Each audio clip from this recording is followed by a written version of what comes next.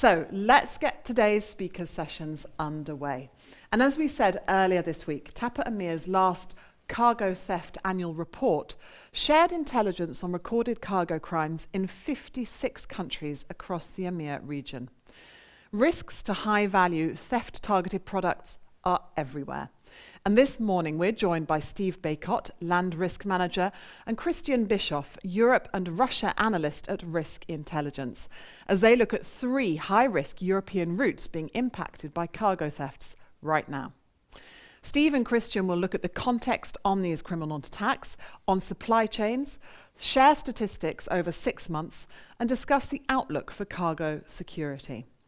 Their presentation also zooms in on one route to show how logisticians can assess possible alternatives using lane threat assessment as they weigh commercial choices against risks.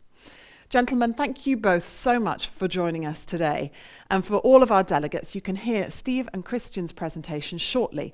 First, all you need to do is click on the Up Next tab on the right corner of your conference screen, click on the presentation title, and then click Enter the Room. Steve and Kristian will give you a moment to join them before starting their presentation. Gentlemen, over to you.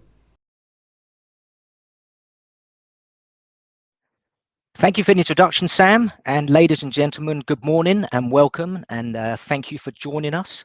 We're dialing in from the Risk Intelligence headquarters here in sunny Copenhagen this morning. My name is Steve Bacot, and I'm the LandRisk Manager. And my name is Kristian Bischof, and I am the Europe and Russia Analyst here.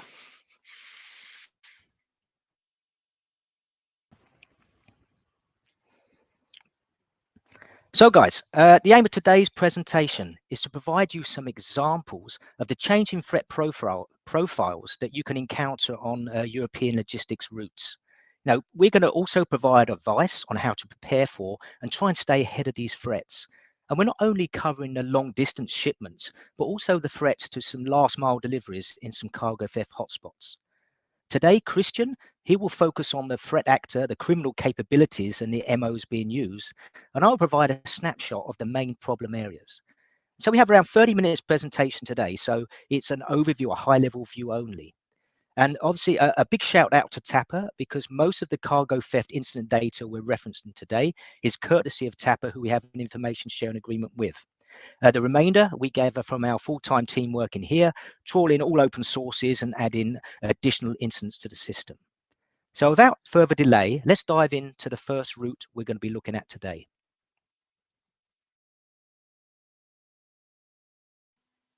Right, thank you so much for that, Steve. And yeah, so the first route we will cover today is a haul from the north of Italy to the south, so more specifically Milan to Bari. And here we will be dealing with vulnerable industrial areas, unsecure parking areas, and violent cargo crime. So obviously the first thing we need to cover is cargo theft. This is a big thing across Europe, and it will turn up again a couple of times during this presentation. Therefore, I'll just quickly cover the basics of cargo theft. The intent: cargo criminals will target you and your cargo because of an economic incentive, so they want to make money. This is a basic criminal driver. This is also why they will prefer to obtain either high-value cargo or in-demand products over low-cost stuff or stuff that's difficult to sell, because they need to monetize this. Capabilities: it doesn't take much in the way of tradecraft, simple breaching tools, screwdrivers, the standing knife, these sorts of things. And of course, all of this can be bought in any hardware store, so it's pretty easy to obtain. Of course, some skill goes into spotting a good target and target area, but basically it's about not making too much noise and covering or wearing dark clothes. Basically, most of us would be capable of starting a cargo crime career tomorrow if we wanted to. Stealing from warehouses often require a bit more finesse and planning. Perpetrators need to know where the target cargo is located. They need to break open gates and potentially avoid CCTVs. However, we also see a lot of cases where perpetrators are very crude in their approach, basically just knocking down the gates and having very little regard for surveillance, either just by wearing some sort of balaclava or in some cases even just going in without any concealment. Now, if we look at the more specific Italian case and the opportunities there, the areas are what we will refer to as target-rich environments. There are plenty of lorries traversing the area and large numbers of unsecured parking areas across the regions. Similarly, there are large numbers of warehouses located near the urban areas, with Milan being one of them. On the threat from lorries, we have public access to unsecured parking areas with very little surveillance and security. Drivers will often park at these unsecured parking areas due to restrictions on driving hours and the need for rest. And this is also why this type of theft usually happens during the night time when the drivers are sleeping and resting. And of course, this is very similar to the conditions elsewhere in Europe. When we look at the theft from warehouses in the case, these are often more secure perimeter fencing and other types of security. So a bit more risk taking is needed for the perpetrators to gain opportunities here. But given the prospect of a high enough payday, they will take that risk. Some opportunities may even be created by obtaining information on specific cargo by corrupt employees. So of course there is an insider threat, but this is not always easy to establish on a case-by-case basis. The major roads in the areas are of course public, and while most theft from lorries happen at night, there's still plenty of normal life pattern for the perpetrators to disappear in after the fact. Then, if we move south, we have the designated area of the Italian regions of Campania and Puglia in southern Italy. This is where we have a considerable threat of hijacks and robberies against lorries on major roads, so what we refer to as violent cargo crime. Much of this threat is exacerbated by the presence of the highly organized crime groups, the Italian mafia and its subsidiary groups operating in the region. And through this, the perpetrators have extensive networks of contacts and fences to facilitate monetization of the stolen goods, as well as access to weapons and vehicles that are easily disposed of afterwards. During these incidents, we often see that 2 or more cars will attempt to box in the lorry to make it stop, or potentially even run it off the road. The perpetrators will then often pull the driver out of the vehicle, either to immobilize it, or because they are taking the entire vehicle somewhere they can offload it in peace. Usually during these incidents, the drivers will be threatened at gunpoint to comply with the perpetrator's demands, and potentially even taken along and held hostage for short periods of time while the perpetrators take what they can from the trailers, mostly to avoid someone alerting the authorities. We do see a tendency in these areas pointing towards cigarettes being a very popular target, but other than that, it seems that a lot of random targeting also happens as many types of cargo is stolen. Of course, cigarettes are one of the most easily resellable goods out there, so obviously that's often popular if they can get hands on that. On to Steve. Thank you, Kristian, and thanks for the update. So now I just want to zoom into one of these problem areas, which you can see highlighted in a red circle on the map. It's an industrial estate just across the A41 at Melegano, and it has experienced 13 cargo theft incidents over the last 12 months. Now, of course, you understand better than me the constraints of just-in-time delivery, the tight profit margins. But of course, it's extremely unfortunate if we are overnighting at this, if this is our delivery destination, to have your cargo stolen within a couple of hundred meters of your final destination. To mitigate this, of course, if we can park securely, that is the preferred option.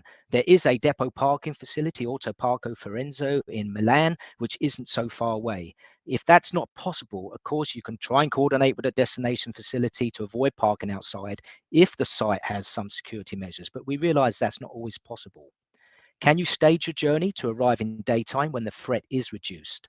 And failing all this, of course, we fall back on our own protocols, the various hardening measures for the truck and trailer, the technical and security procedural measures we can employ. Basically, employing TAPA TSR protocols to keep your cargo safe. So how do we avoid cargo theft en route? So what we're looking at now is a snapshot of our risk assessment for this route based on the last 6 months and based on a 50-kilometer radius of the route. And we have a strong focus on the parking areas. You can see we've assessed them with various risk levels shown by the RAG scale, and also a focus on incidents that have taken place along the route, which you can see highlighted in the red box. So, of course, the old adage, cargo at rest is cargo at risk, still rings true throughout much of Europe. And we've recorded 18 incidents on the route and one also at service area on the A1 near Ferentino. But, it's obviously likely there are more incidents taking place than have been reported. And the incidents that are taking place outside of the parking areas are still close by on non-secure roads and industrial estates and facilities and other public minor roads.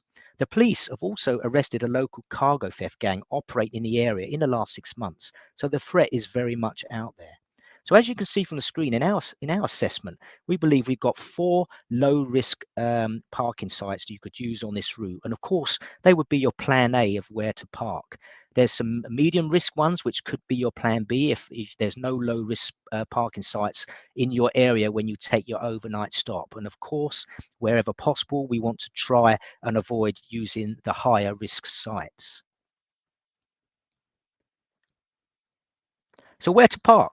This is a breakdown of the assessments where we've looked at the low risk sites. We're looking at the local threat, which is based on the current incidents taking place, the vulnerability of the site, and also how attractive it is to target from the criminal perspective.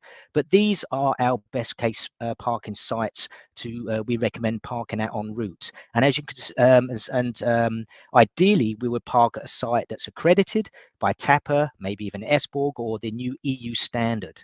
But if you check out the distances in the right-hand column of these parking areas, there's none around the halfway mark. So you may have to consider staging your journey if there's no low-risk sites available where you can actually gain access to. Or can you negotiate an agreement with either your suppliers, customers, or partners to park at their premises overnight whilst en route? But if you do end up having to use one of the higher risk sites, the medium risk sites, you should review all available intelligence. And if you are parking at those sites, of course, they can be inherently vulnerable, even if they're not currently being targeted. But of course, none of us can recommend, predict where the next site will be targeted tonight. So again, it's about self-help. You're hardening technical and procedural measures. And even if your organization isn't at a point where you can apply TAPA TSR and get accredited, try and apply as many of the protocols as possible to secure your loads.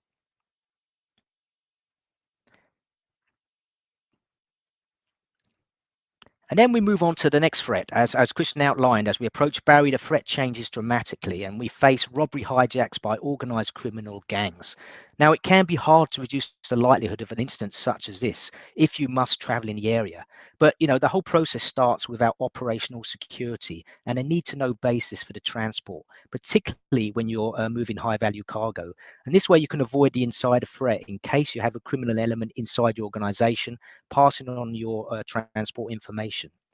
Otherwise, excuse me, we're mainly looking at efforts to reduce the impact if an incident occurs, with measures that have often been described by other TAPA members in recent webinars when faced with this kind of threat. We can, of course, spread the risk. We can split our shipment down into a number of loads so that if a cargo is targeted, we're not losing the whole consignment. And other ways to treat the risk, we obviously driver panic alarms, real-time alarms so you can let us know something's wrong, and direct communication to the control center. Remote engine kill switches are also very useful because often the criminals, they don't want to actually unload the cargo at the point of their ambush. They want to move to a more secure location. An engine kill switch may prevent this, and it may also mean they abandon the attempt. Of course, you can consider contracting escort teams. There's very professional escort teams out there can also conduct counter surveillance whilst your shipment is en route. And then finally, we have the covert trackers placed in the cargo to assist with recovery of that cargo should it be lost. And also who you're going to call when this happens. Of course, you're going to call the emergency services, but prior coordination with local law enforcement is paramount. Of course, this is a difficult threat to mitigate, and the primary focus is obviously on the safety of the driver, and secondary on the ability to recover the cargo if it has been taken. All right, thank you, Mike. And then we will be heading a little further west to the second route we have today, which is a cargo consignment traveling from Paris to Barcelona. And while there is some cargo theft along the route, we're also dealing with French activism, violent crime around Lyon, and last mile theft in Barcelona. So aside from the cargo theft on this route, the first thing I really want to mention is the activism issues that we often see in the Paris area, which mainly comes down to the occasional wave of French anti-authority movements. Of course, most famous of these, which I'm sure most of you remember, was the Yellow Vests, which became very notorious for blockading major roads and traffic junctions across France in 2018 and 19. And while the Yellow Vests as a protest movement still exist, the footprint has diminished drastically. However, other issues may lead to similar protests. For example, of new security laws in France and various COVID restrictions over the past year, we saw some of this, which is also why, for example, new restrictions with the fourth wave hitting France at the moment could mean new protests should we see a reinstatement of some of the harsher restrictions. In general, what triggers these protests are issues related to economic or social issues, and that may arise with short notice. And we may also see some single incidents that capture the public's attention that could garner new protest of this kind. A threat here for cargo professionals is that aside from the operational delays, we have seen instances of threatening behavior from protesters against drivers, as well as violent clashes on the roads between drivers, or not between drivers, but between protesters and the police, where drivers may inadvertently get caught up in the middle of, for example, tear gas or fighting. Then we move further south, and we have the area around Lyon, which we in Risk Intelligence have designated as a hotspot for robberies and violent crime. So again, violent cargo crime. While this is similar to the conditions in Italy I mentioned before, it's a bit lower level in terms of organization, and the perpetrators here don't have the same major networks we see, like, for example, the Italian mafia, but they still have the contacts to various fences around, which make sure that they can monetize on what they steal. Again, they are ready to commit violence to get what they want. And often what we see is that the incidents around here are a bit more violent towards the drivers than in Italy, where in Italy the drivers are usually just threatened. Here they are sometimes actually beaten just to make them comply, or even just for the message of it. Tobacco shipments still very popular, and other types of high value cargo are very much in demand, are being targeted in this area, again sometimes at random, so you're not always safe even though you're not driving with tobacco. Lorries are still boxed in by 2 or more vehicles, and the driver again may be threatened and sometimes beaten or abducted in the process. So this is a very real threat to anybody traversing this area, I would argue. Then we have an area of cargo theft in Barcelona, but since this is predominantly during last mile deliveries, I'm going to cover this a little bit. And where we earlier saw some of the more regular theft, which takes place on the major roads, and that in the first place takes very little tradecraft, I would argue that theft from last mile delivery vehicles takes almost no tradecraft at all. What usually happens is that the last mile delivery vans that are delivering wares to shops or clients, private clients, stop outside their mark on the street, and then the drivers simply forget or are too busy to close up the van, and then someone just simply comes up and grabs as much as they can possibly carry, and then they take off. Usually the incidents regarding delivery vehicles in Barcelona happens on public roads, the very small and narrow roads for a major city like Barcelona, outside shops or similar delivery points. And this happens in the middle of the day, as obviously this is where most delivery workers work in this way. Some incidents show that thieves will follow a target until they can establish that the driver either forgets to lock the doors, or that suddenly they are delivering so many parcels to one place that it's going to take a while, so the perpetrators will have some time to nick everything they want. But usually, basically, again, this is something we could all do. You drive up to an open van, as seen in the picture here, and then you simply just grab as much as you can, and then you run off. Over to Steve. Avoid the threat of robbery, hijack around Lyon, and also activism in Paris. So if we look at Paris first, of course, we cannot prevent or even reduce the likelihood of these instances. So relying on measures to reduce the impact is all we have left if it occurs. Of course, using intelligence and monitoring local media for updates on protest locations is paramount.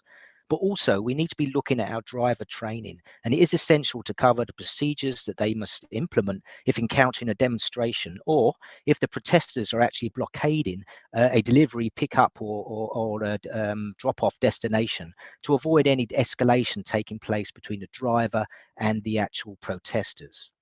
Avoiding robbery, hijack in Lyon. I won't repeat, the mitigation measures I mentioned earlier for Italy, because basically they're the same for avoiding this kind of incident. But it is important to remember that some of the mitigation measures we routinely employ to reduce the threat of cargo theft, they won't be effective against robberies. And driver training to prepare your drivers for this kind of traumatic experience is essential. But now we'll look at how we can avoid cargo theft en route. Similar to last route, we're looking at a snapshot, a part of our risk assessment for this route for the last 6 months within a 50-kilometre radius. And similar to the last route, we can see highlighted in green that we have 9 low-risk parking areas en route, which would obviously be our plan A. Failing that, a plan B could be to use one of the more medium risk sites based on their security measures and also the local threat at this time. But if you are using a medium risk site, again, you need to probably think about additional security measures to avoid becoming a soft target at site. If you're in a hard-sided trailer, even as a minimum, you may be a harder target than someone in a soft-sided trailer. And then where to park. As we said, we've identified 9 lower risk parking areas en route, and these are the preferred spots for overnight rests. And on this route, I think it's really pretty much a case of trying to leapfrog from safe haven to safe haven, particularly for your overnight stops. It's about 1,100 kilometre trip. And as you can see from the distance column on the right-hand side of the table outlined in red, there is parking areas at periodic intervals. And if you can plan to stage your journey so you can park at these sites, then you are massively reducing your risk. But whatever part of these sites you use, it is very important that if you can, you reserve a space. Otherwise, your best laid risk management plans, they're going to hit reality when the driver arrives at the site and it's full and there are only minutes left on the tacho and he has to find somewhere else to park. And finally, on this route, the avoiding last mile delivery incidents. It's as Kristian said, this is still a hotspot area for us and a huge problem for last mile deliveries in Barcelona.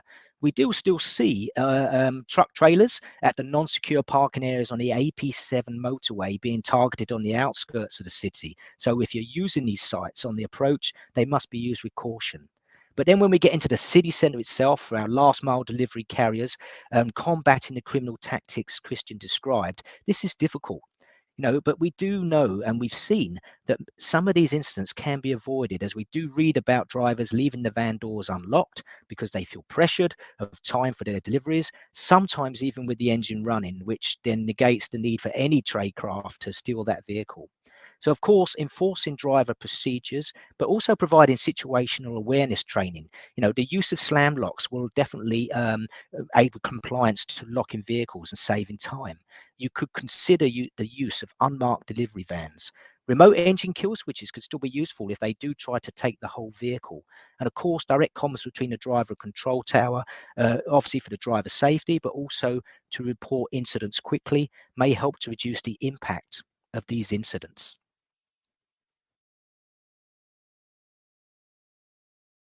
And then the final route we have today, which is a trip from Berlin to Birmingham in Great Britain. And here, along with the ever-present threat of cargo theft, we also had the issue of stowaways in northern France and Belgium. We have protests around London, and finally, we also have a last-mile issue or last-mile delivery cargo theft issue when we actually reach Birmingham. So overall, cargo theft again. Not a lot more to add other than it is a threat across the continent. So of course, also from the route or on the route from Berlin to Birmingham. Of course, some places are worse. For example, the southern Netherlands, and we have a designated cargo theft hotspot in Milton Keynes in Britain. But in general, it still comes down to the target-rich environment, a lot of traffic, large numbers of unsecured parking areas. And of course, cargo theft and the perpetrators moves around a lot, which is also why the tactical information that we get from TABA, for example, is so valuable for our tools and analysis to work. Similarly, we also have very large numbers of warehouses in the area due to the heavy production emphasis, especially in the Rhine-Ruhr, as well as the route's relative proximity to the large ports on the northern European coast, like Antwerp, Rotterdam, Bremerhaven, and so forth. Still, it is mostly the slash and grabs from the unsecured parking areas that happen here during the night. But then we move on to a bit more of a unique threat in Europe, I would call it. The Calais and coastal France area, where we have a considerable issue of stowaways, as migrants in large numbers are continuing to be present in the north of France and Belgium, basically all waiting for a chance to get to Great Britain. Many are staying in a large community near Calais, which means that the threat is anchored around here. According to the official stats we have from the French and British authorities, already 11,000 attempted boardings of lorries has been reported so far in 2001 alone. So this is a major problem considering the relatively small area it happens in. Now, the threat is directly impacting land-based logistics in the form of break-ins to trailers and stowaways inside the trailers and containers.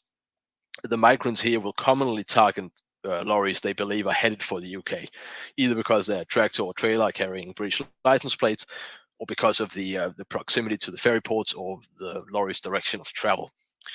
And migrants often need very little time to board lorries, and even just a couple of minutes stop on the side of the road or at rest stops is enough to actually climb a trailer roof, cut a hole, and then enter through that. We've also increasingly been seeing reports of migrants just jumping onto lorries between the tractor and the trailer, and the migrants will usually hide out of sight near the road and then run along the trailer when it slows down and then jump on. Unfortunately, this is also where we're starting to see incidents of migrants getting killed if somehow they make a mistake and then get crushed between the tractor and the trailer. But when overall we look at the threat today to hauliers, most of the immediate impact comes from delays and potential fines. Also, cargo can be contaminated with entire loads having to be destroyed, for example, if you're traveling with pharmaceuticals. And aside from that, of course, finding lorry or migrants inside your lorry can be quite the shocking experience for some. And also, we have a sad history of some quite aggressive confrontations in connection with this issue. We've also had throwing of rocks and stone, which was fairly common some years back and continue to happen on occasion today.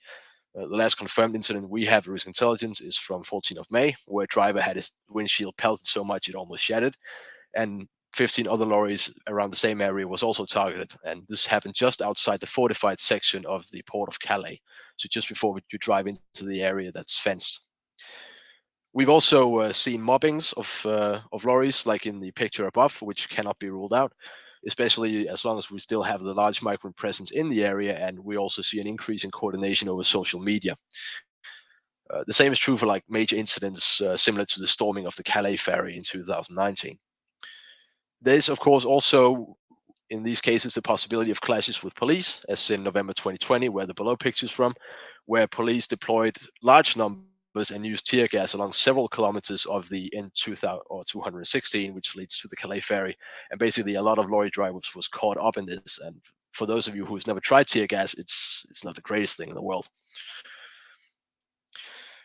But moving on, get to the Calais ferry, cross over to Britain, and then finally you get to the area around London, where we have a history of disruptions due to activism on the large road circumventing London, and most notably on the M25. Generally, what we see is that it's environmental groups like Extinction Rebellion that have targeted traffic junctions, which is a tactic that has now been adopted by the relatively infamous Insolent Britain movement over the autumn of 2001 or 2021, excuse me. We've also been seeing this during the COP26 in Glasgow, where many different groups have engaged in solidarity protests at the same time as major demonstrations in Scotland. Again, the climate movement calls itself global rather than local, so this can happen almost anywhere, just as long as it causes disruptions. And protests and blockades are generally not confrontational as the French Yellow Vest, for example, as the environmental groups out there usually adhere to a very strict non-aggression and civil disobedience code. So they will not be a threat to drivers in any way, but they will still cause disruptions on the route. And finally, when you get to Birmingham, similar to in Barcelona, we have an issue here of thefts during last mile deliveries. Birmingham, a major city as it is home to a lot of low-level crime, and last mile delivery thefts are part of this. And like in Barcelona, the perpetrators generally target smaller delivery vans en route to destinations at shops or private homes. And again, as you can see in the attached photo, it doesn't really take any more than coming across an open delivery van and then just basically taking everything you can before anybody stops you. In some cases, they even take the van if the keys are still in the ignition. The main difference between Birmingham and Barcelona is that in Birmingham it usually happens in suburban residency areas rather than in the city center like in Barcelona. And with that, I will once again hand over to Steve. Thank you, Kristian. So how do we avoid unauthorized boarding of our trucks in that Calais area? First and foremost, there are secure parking sites in the Calais area, and these should be used not only for overnight stops, but also if your driver must wait for extended waiting times. We have post-Brexit delays, etc. And if drivers must pick up or drop off at a logistics facility in the area the channel ports, they should exercise extreme caution. And as Kristian alluded to, when driving in industrial areas, the migrants have often gathered in these places and attempt to board trucks. As they fortify the ports, the threat just moves outwards. And the incident you can see on the screen outlined in red did involve such a case where a migrant died in an attempt. And of course, this is something we obviously want to avoid. So drivers must be briefed not only to adhere to your company security procedures, but to remain extremely vigilant when maneuvering at low speeds in these industrial areas, because they are extremely vulnerable points. So we get to the UK. How do we avoid the recent activism disruption? Again, we have no control over activism protests around London and the M25, but you can prepare for them. Most interstate Britain highway blockades have taken place around rush hour, Monday to Friday, for maximum impact. They block the road until moved on or detained by the police, which can take an hour or two. So if you can avoid travelling at this time, you may avoid the most of the disruption. But be aware that due to government legal injunctions to prevent protesters from blocking the motorways themselves, they are shifting their blockades to other arterial transportation routes and also the smaller feeder roads that lead onto the M25. We've also seen incidences in media where angry motorists have actually been nudging protesters with their vehicles or trying to shove them off the road. And obviously we can't have that on the news of our truck drivers doing this, despite any pressures of just-in-time delivery. So SOPs and of course scenario training for drivers should include their actions on being confronted with these kinds of situations. Then we have the Milton Keynes cargo theft area. The threat is reducing slightly, but it's still a cargo theft hotspot in our opinion. And the measures we've outlined already will help you to prevent cargo theft if you implement them. TAPA TSR, for instance. There is a secure truck parking area in the area, the Red Line Truck Stop, which is also certified at TAPA Level 3. And we do recommend using this site, particularly for your overnight stops. But bear in mind, most cargo theft incidents in this hotspot area take place when the trucks are parked overnight in industrial areas, which are obviously insecure, or when parked at non-secure services along the M1 motorway that cuts through the middle of the hotspot. If you can avoid parking in these places, you will significantly reduce your risk within this hotspot area. So how do we avoid cargo theft en route? Again, a snapshot of our risk assessment for the route. The good news for this route is that, as you can see in the green, we have identified what we believe are 30 low-risk parking areas on the route. So there's probably no reason to not use a secure parking, particularly overnight. And as you can see in the little red box, we have over 100 incidents along the route in the last 6 months. So the onus is to park at secure parking areas to reduce this threat. So where do we park? When we look at the parking areas themselves, as you can see, we have a variety of sites, including those accredited by TAPA and the forthcoming EU standard. And the list also includes some Autohof premium parking sites in Germany. And these will have varying levels of security, but do obviously offer some level of security. There are also a large number of depot parking secure sites en route, where you can also reserve places on the Boss Secure truck parking website, for instance. And if we look at the next slide, we can see another 15 parking areas. And when we look at the distance column on the right-hand side, we can see the regular intervals along the route. So you really should have the opportunity of using a secure parking area. Although it's fair to say that the number of secure parking options drops off as we reach the UK. So the numbers speak for themselves. You can see the green shaded area shows 0 incidents taking place at these secure parking areas. But the next door, we have the red shaded area showing incidents taking place in a local area. And as we can see, some of these parking areas are truly safe havens in what would otherwise be a high threat area. And finally, we're almost wrapping up. How do we avoid these last mile delivery incidents in around the Birmingham area? As you can see, we've had a lot. And as Kristian alluded to, the main difference here is the nature of the incident locations. If you see the photo on the map, it is typical of the sleepy pedestrian suburban streets where these incidents are taking place. We've had 37 thefts of vehicles where criminals have just simply jumped in the vehicle whilst the driver was making a doorstep delivery. And the sleepy streets do encourage complacency, and this must be avoided. It works against us, these areas, because of the lack of potential witnesses, but it can also work in our favour. It may be easier to spot hostile surveillance from criminals, either following your delivery vans or hanging around when they make a doorstep delivery. and situational awareness training for drivers to help them spot suspicious activity, keep their doors locked, call for help, or even drive off may help avert an incident. And of course, not jumping out the van to drop off a parcel with an engine running and doors unlocked would go without saying. So, ladies and gentlemen, thank you for your attention. This wraps up our presentation for today. Thank you for listening in. I hope it gave you an overview of the need to consider the full spectrum of threats that you may encounter on your logistics routes, not only cargo theft, and a quick overview of some of the measures you can take to avoid being a victim of cargo theft. I'd like to hand over to Sam now and obviously welcome any questions you may have. Well, thank you both, Steve and Kristian, for really fascinating presentation. Thank you.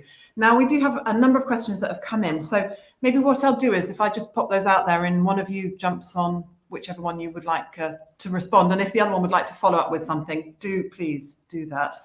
The first one we've got is how some of them have already been sent in prior to your presentation. How do you complete your parking area assessments? Well, as we see, we have well over 5,000 parking assessments on the system, and that's growing on a weekly basis. So a lot of the majority are done remotely, but we use all available online sources, satellite imagery, street view, and pictures and operator websites. And we find that this works well for the basic rest areas, which are not complicated sites, and also the standard service areas. But when it comes to the secure parking of obvious interest to our users, we try and get a boots on the ground survey. That obviously is obviously much better. We understand, we speak to the operator, we can include photos, etc., and really understand the security there. And if we can't do that, then we'll have that remote dialogue with the operators, and they can evidence how secure their sites are. So we can provide a decent assessment for those sites. So it's a combination of remote, on-site, and dialogue with the operators to come up with our risk levels, but it's also connected with the local threat, that dynamic threat, which obviously changes, which factors into the risk levels. At the moment, we've obviously got, well, today I think is the last day of the COP26 conference. Do you see the climate activism protest threat continuing in the UK after the current COP26 conference finishes? Yeah, I'll take this, Steve. Well, I do, because I guess with the whole climate protest thing is that it's not that singular issue that's simply fixed overnight.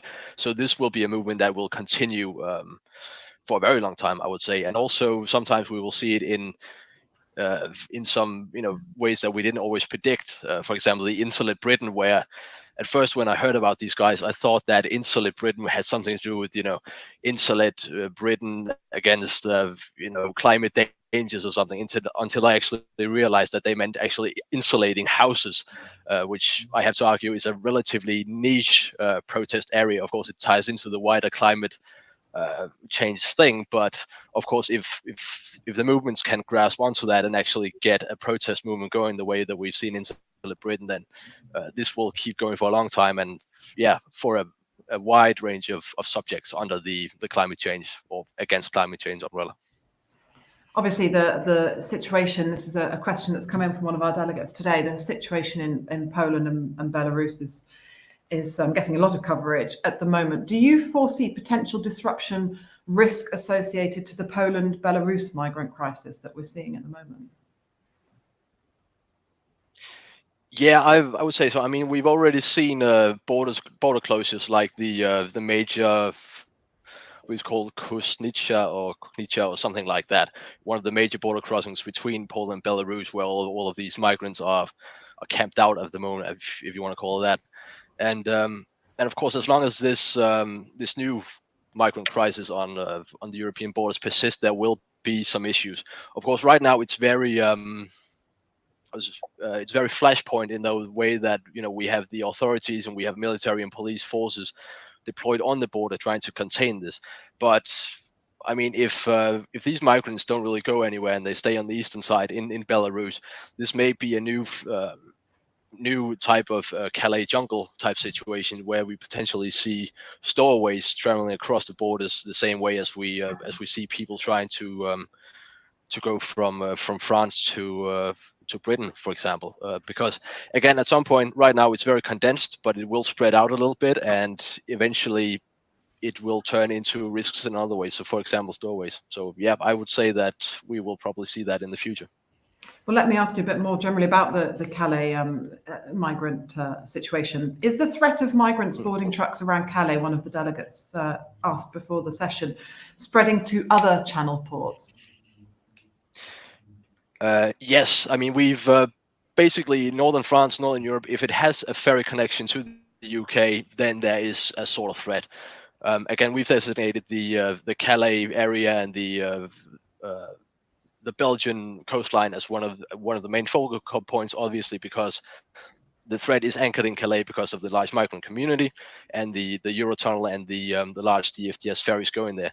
But we've also seen incidents from Zeebrugge in Belgium, I believe, hopefully, and also the wider Cotentin Peninsula in Normandy, where, for example, Cherbourg to Ireland has become increasingly interesting to migrants, and we've also seen more and more reports of stowaways landing in Ireland and being discovered there. So also the whole link or land border between the Republic of Ireland and Northern Ireland is becoming increasingly popular, because obviously it's the only land border, and as long as there is still some uncertainty as to the status of Northern Ireland and whether or not you will eventually need passports either to cross the Irish Sea or just to enter the Northern Ireland, then that will be an open route that not only stowaways by themselves but also human traffickers will use going forward. I think we've got time for maybe just a couple more questions. Let's try and squeeze those in, because it's good to get to as many as possible. We've been asked, how difficult is it to obtain real-time intelligence on situations that are unfolding really very quickly? I mean, I can have a look at this, and obviously Kristian chip in as you see fit. Obviously our relationship with TAPA is critical for our coverage in Europe. A vast majority of our incidents take place there. We have a full-time team working on open sources to find these incidents, but they are quite hard to find. So what we try and do is, when we get any data, for instance, we really work hard to try and pinpoint that location, because I believe the threats are on the logistics routes. That's what's of interest to the wider community. And if we can find out where, in the last 6 months, where these incidents are taking place, we find this probably offers a lot of value to the users.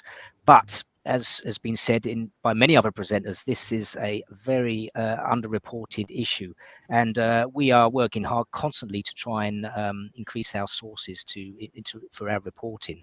Anything you'd like to add to that, Kristian? Sorry.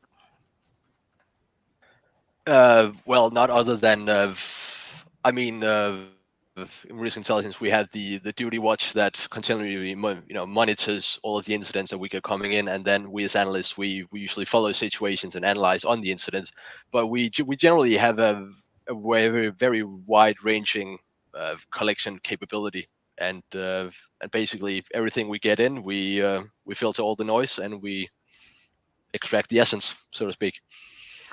Let me try and quickly squeeze in 2 more, but if you could just keep the answers really succinct. What are future potential hotspots for cargo risk and losses, in your opinion?